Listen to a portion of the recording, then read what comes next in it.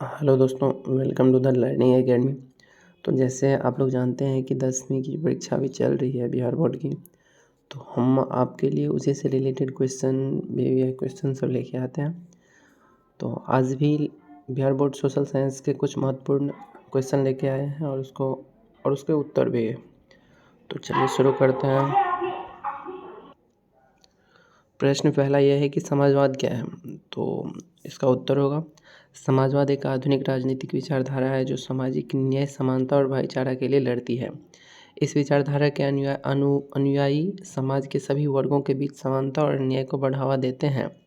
समाजवादी विचारधारा आर्थिक और सामाजिक असमानता के खिलाफ लड़ती है और समूचे समाज के विकास और कल्याण के लिए काम करती है। समाजवाद के लिए लोग संगठन, राजनीतिक दल और समूहों के रूप में काम करते हैं और जनता के हितों की रक्षा करने के लिए अनुशासन, समझौता और संघर्ष का उपयोग करते हैं।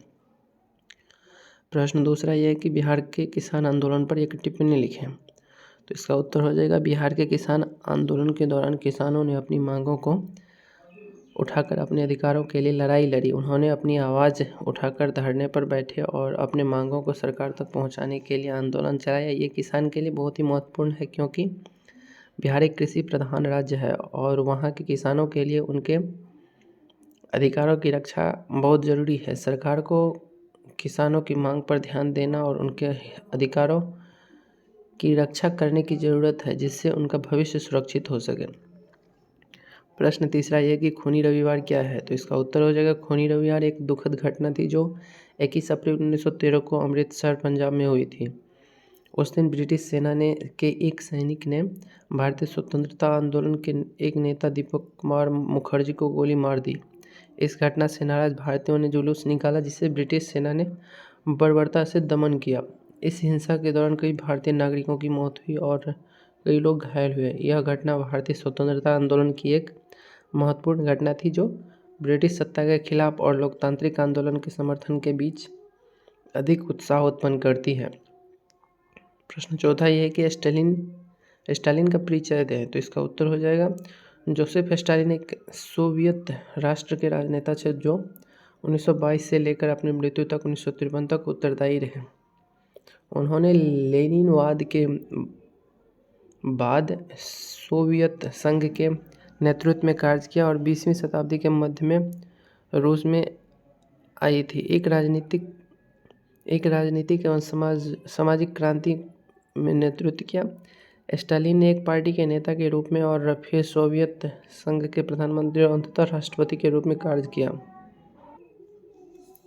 उन्होंने सोवियत संघ को एक औद्योगिक राष्ट्र बनाने के लिए जोरदार और कठोर कदम उठाए। स्टालिन के कुछ फैसले उनके समर्थकों द्वारा उनकी प्रशंसा की जाती है जबकि दूसरे उन्हें निंदित करते हैं।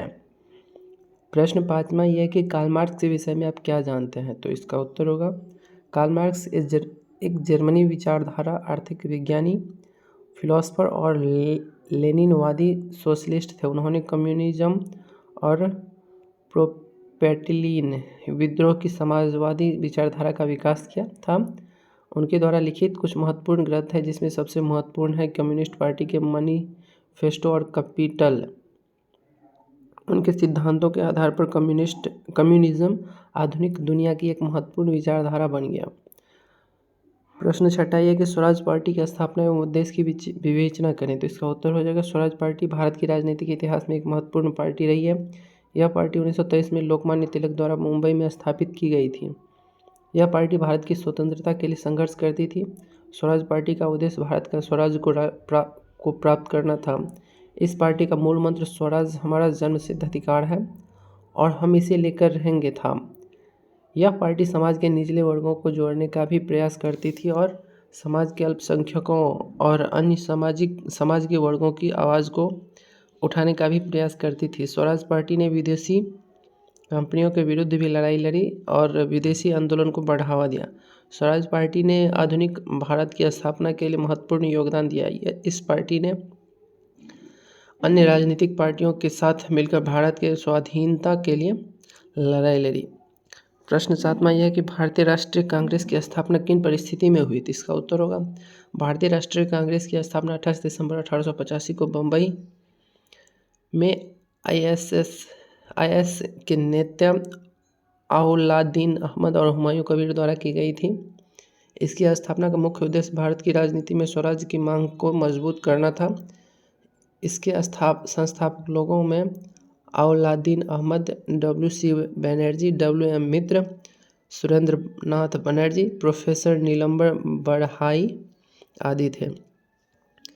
प्रश्न 8वां, मुस्लिम लीग के क्या उद्देश्य थे? तो इसका उत्तर हो जाएगा मुस्लिम लीग एक मुख्य उद्देश्य भारत में रहने वाले मुस्लिमों के हितों की रक्षा करना था और उन्हें आर्थिक, सामाजिक और राजनीतिक दृष्टिकोण से सशक्त बनाना था। इसके अलावा मुस्लिम लीग का एक और मुख्य उद्देश्य था कि भारत में मुस्लिम एक अलग स्वतंत्र राज्य के रूप में विभाजित हो और इसके लिए उनके लिए पहले से अलग से राजनीतिक एवं सामाजिक अधिकार हासिल हो। 1940 में मुस्लिम लीग ने दिए गए रेसोल्यूशन के मुताबिक मुस्लिम बहुमत की पूर्ण स्वराज राज्य की मांग की थी।